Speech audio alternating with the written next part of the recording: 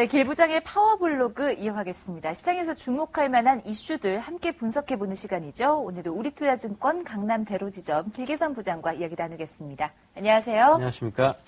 네, 저희가 이 시간이면 늘 공부한다라는 마음가짐으로 함께하고 있거든요. 오늘 어떤 이슈들 정리해볼까요? 금일 파워블로그 주제는 금융억압, Financial Repression인데요.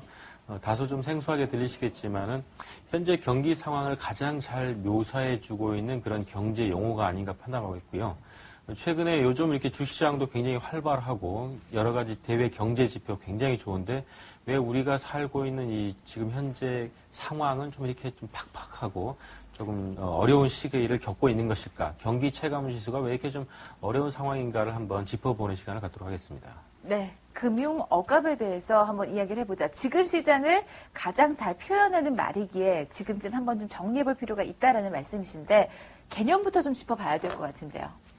네, 금융 억압이라는 얘기는 쉽게 얘기해서 이제 저금리 정책의 어떤 그 부가적인 효과가 시장의 어떤 소비자들이나 투자자들이 느끼는 체감 지수가 굉장히 어려워지고 있는 환경을 얘기하는 것을 얘기합니다. 즉 시장이 완전 경쟁 시장으로 정상적인 모멘텀이 움직이는 시장이라 그러면 금융의 유동성의 흐름이 정상 시장의 흐름대로 흘러가겠지만 정부가 정책적으로 시장을 주도해서 유동성 플로우를 정부 쪽으로 유리하게 어떤 그 드라이빙하는 정책이 발생되는 것이 바로 금융 억압 정책인데요. 실제적으로 이 저금리 이자율 정책이 가장 그 대표적인 예라고 할 수가 있겠습니다. 그래서 정부가 일반적으로 시장의 기준금리 정도를 유지하고 있는 시장 이자율이 존재하는데 그것보다 훨씬 낮은 수준으로 이자율을 낮추게 됐을 때 이러한 정책을 피게 되는 것인데요. 첫 번째 수단이 바로 시장의 금리가 보통 한 3% 정도가 적정 금리라 그러면 시장의 기준 이자를 그 이하로 충분히 낮춰버리는 정책을 얘기하는데 지금 일본이라든지 또 미국 그리고 유로존들이 전체적으로 초저금리 정책을 펼치고 있는 것들이 바로 그러한 이자 상환 부담을 줄이기 위해서 하는 것인데 그것은 개인이나 투자가들에 대한 이자 상환 부담을 줄이기 위한 목적이 아니라 정부가 가지고 있는 부채에 대한 이자 부분이 상당히 부담이 되기 때문에 이것에 대한 정부의 이자 부담을 줄이는 효과가 가장 큰 효과로 미치면서 오히려 그의 역효과가 어떤 일반 투자가들에게 좀 부담이 작용되는 그러한 상황이 되겠는데요. 실질적인 인플레이션율까지를 고려하게 된다 그러면 실질 이자율보다 훨씬 더 낮은 수준의 어떤 이자율 정책은 결국은 인플레이션 부담까지 고려하면 실제적으로 손해보는 결과를 투자자들은 볼 수 있다. 이런 현상이 나타나게 됩니다.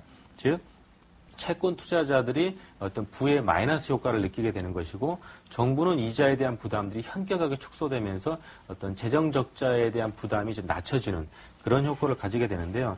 실제적으로 그 세금에 대한 규정들은 이미 법적으로 정해져 있습니다. 소득세라든지 소비세 여러 가지 판매세나 거래세 같은 것들이 있기 때문에 만약에 세금을 올리게 되면은 조세 재앙에 부딪히게 되기 때문에 정부는 이에 대한 그 반대 정책을 피게 되는데요.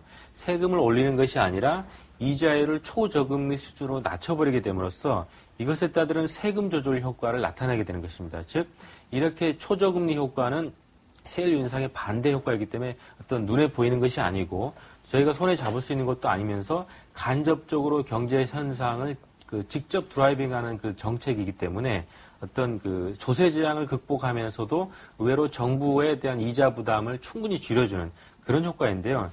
쉽게 얘기하면 이런 얘기입니다. 연금과 같은 경우를 예를 들 수가 있겠는데요. 네.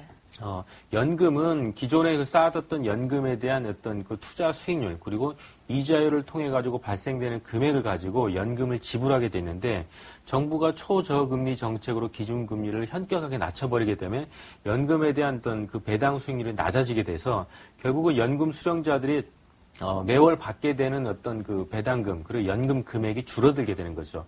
그렇게 되면 특히나 이자율이 낮은 그런 시기에는 인플레이션 발생 위험이 높기 때문에 노인들과 같은 경우 연금으로 생활하는 사람들이 경제를 버텨나갈 수 있는 생활 수준이 급격하게 저하되는 그런 효과가 있기 때문에 이런 초저금리 상황에서 노인들은 어떤 노인을 위한 세상은 없다 뭐 이런 영화도 있었는데 그런 상황에 맞부딪히게 되는 것이고 그에 대한 파급 효과는 결국 노령연금을 지탱하기 위해서는 젊은 세대층, 즉 중장년층 세대들이 세금에 대한 부담이 높아지게 되기 때문에 결국 젊은 세대들이 노령연금에 대한 부담을 지어서 어떤 큰 실업률에도 시달리는 입장에서 지불해야 되는 비용은 더 늘어나기 때문에 네. 결국은 이런 현상들이 전체적으로 저금리이기 때문에 이자율이 낮아서 좀 좋다. 그리고 오히려 뭐 대출을 더 받기 쉽다. 이런 것이 아니고 오히려 이자율이 높을 때는 은행들은 대출을 더 장려하지만 이자율이 낮을 때는 대출을 오히려 또 그 위험 시기를 감안한 어떤 적극적인 어떤 위험 관리 정책을 펴기 때문에 더 대출도 어려워지고 또 인플레이션 부담은 더 커진 상황에서 이자 수익률은 더 낮아지기 때문에 네. 자금을 활용한 어떤 그 포트폴리오를 이용하기가 굉장히 어려운 상황이다라고 표현하시기 때문에 지금 경제 상황이 주식시장 좋고 경제 지표 좋은데 왜 우리는 살아가기 힘들까에 대한 것도 바로 이런 파이낸셜 리프레이션의 결과다라고 보시면 되겠습니다. 네. 그럼 애환을 달래주시는 경제학 이론이 아니었나 생각이 됩니다.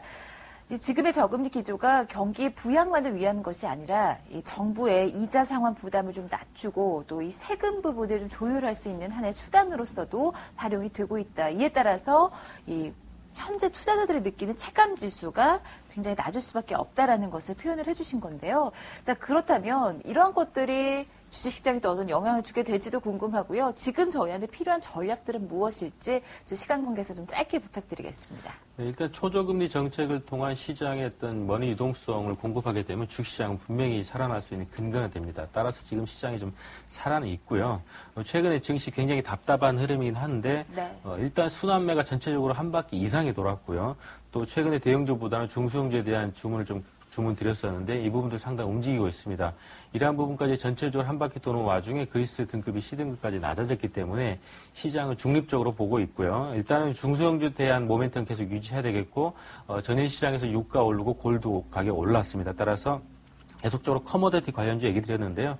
고려안에 대한 관심 계속 집중해 보시고요. IT 중소형 중에서 디오텍 계속 얘기 드렸던 부분 체크해 보시고 또 제닉에 대해서도 계속 관심 가지시고요.